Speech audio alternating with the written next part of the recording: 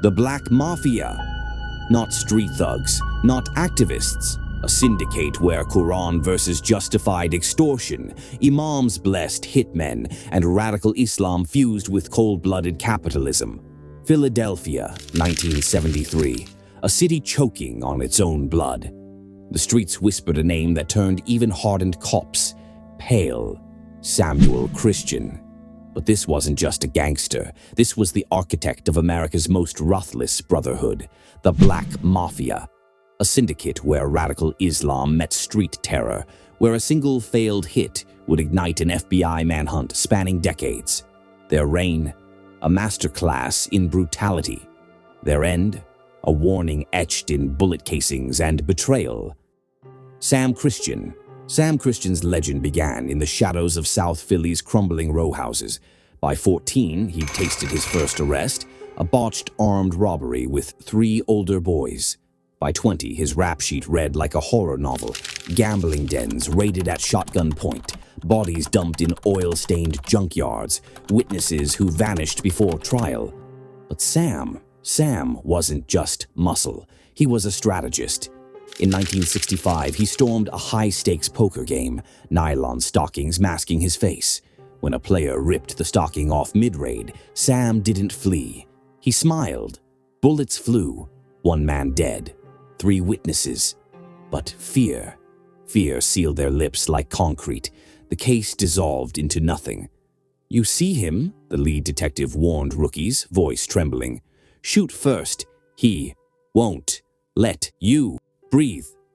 By September 1968, Sam had gathered 13 lieutenants, men forged in the same fire.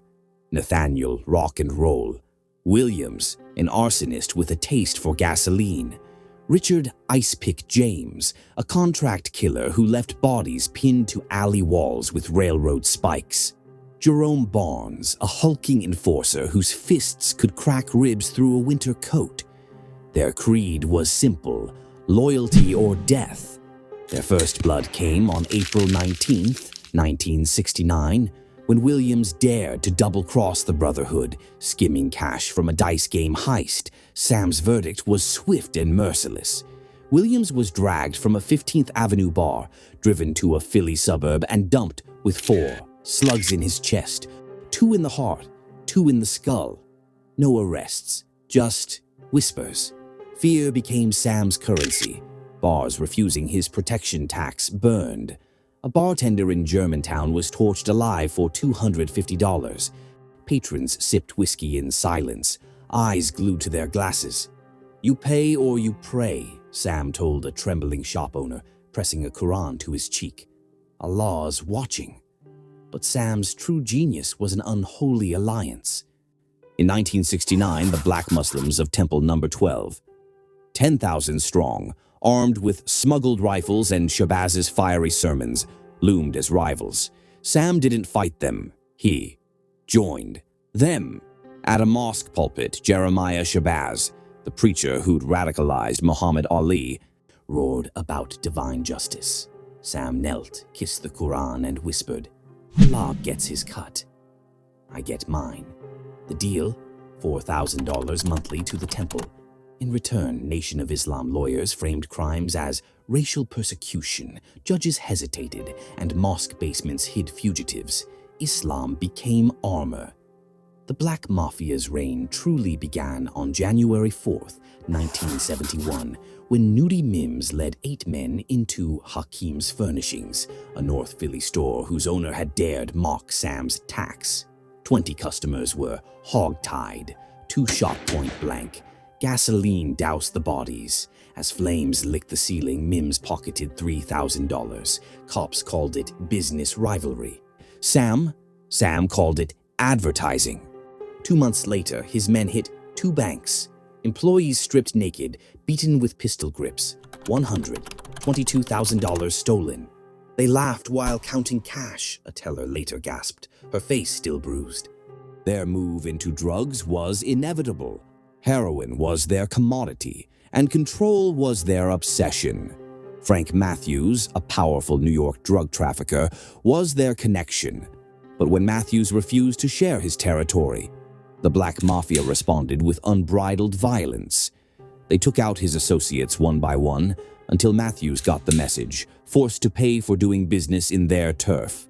They controlled everything, from the street corners to the docks, and violence wasn't just their tool.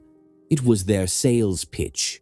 The Black Mafia also had an unlikely ally, Benjamin Major Coxon, a charismatic businessman, civil rights activist, and once a friend of Muhammad Ali himself. Coxon, with ties to both the business world and the underworld, provided the Black Mafia with contacts, business advice, and a way to launder their dirty money. He was their consigliere, the brains behind the operation, but his usefulness was running out. Coxon helped them develop elaborate financial scams, shell companies, fake credit cards, fraud, always one step ahead of the authorities. Their money laundering, unmatched. Their strategies, cold, calculating, ruthless. They weren't just thugs, they were businessmen, and their success made them believe they were invincible. But power breeds enemies. Ernest Timothy McGee, a former Nation of Islam member, now Hamas Abdul Khalis, became a vocal critic of the nation, and by extension, the Black Mafia. He called them liars, deceivers, frauds. In their world, that was a death sentence. The Black Mafia's response, unimaginable, brutal, relentless. They targeted Khalis' family in Washington, D.C., a mercilessly planned attack. Using fake religious pamphlets to gain entry, they murdered everyone in their path. Children shot dead, 7 lives erased. The nation reeled in horror. But Khalis? He survived. Mistakes destroyed them, a gun left behind, credit cards, a pay stub, evidence screaming their guilt. James Price, one of the killers, cracked, confessing everything to the authorities. Their ruthlessness exposed to the world, the feds moved fast. But convictions, few. Price sold them out, and the Brotherhood began to collapse. Greed, paranoia, betrayal. Coxon, their former brain, became a loose end. They murdered him, his family, leaving one witness, a blinded woman who identified Ron Harvey. Harvey, a ruthless killer, was locked away for life, but the dominoes kept falling.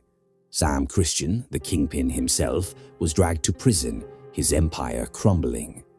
1974, drug raids obliterated their operations. The DEA crushed their trade. The Nation of Islam abandoned them. Rivals stole their turf.